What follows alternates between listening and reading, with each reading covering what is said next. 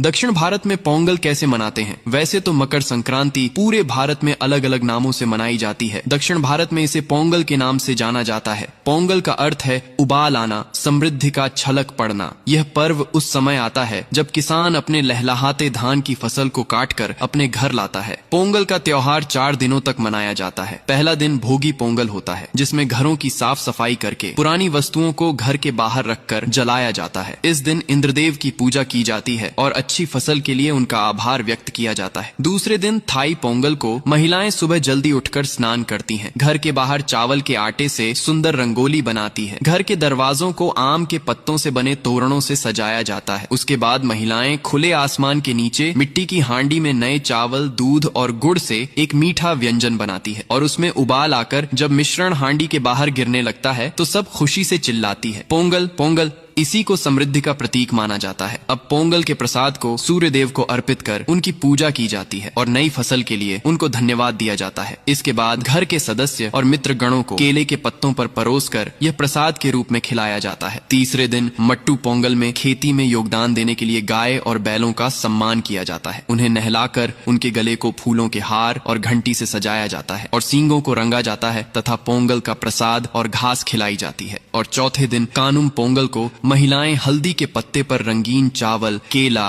और बचा हुआ पोंगल रखकर कौवों को खिलाती हैं। इस दिन लोग अपने परिवार, दोस्तों को भोजन के लिए आमंत्रित करते हैं और रिश्तों को मजबूत करते हैं। शाम के समय लोग समुद्र, नदी किनारे या पार्कों में पिकनिक मनाने चले जाते हैं। इस दिन को सगाई करने और नए रिश्ते बनाने के लिए शुभ माना जाता है। पोंगल केवल एक त्योहार नहीं है, यह प्रकृति, परिश्रम और आभार की जीवित परंपरा है। यही कारण है कि इस पर्व की शुरुआत ही नए अन्न से बने पवित्र भोजन को उबाल कर की जाती है, ताकि जीवन में धन, धान्य और सुख की कोई कमी ना रहे। दोस्तों, आपके राज्य में मकर संक्रांति कैसे मनाई जाती है? कमेंट में जरूर बताइए।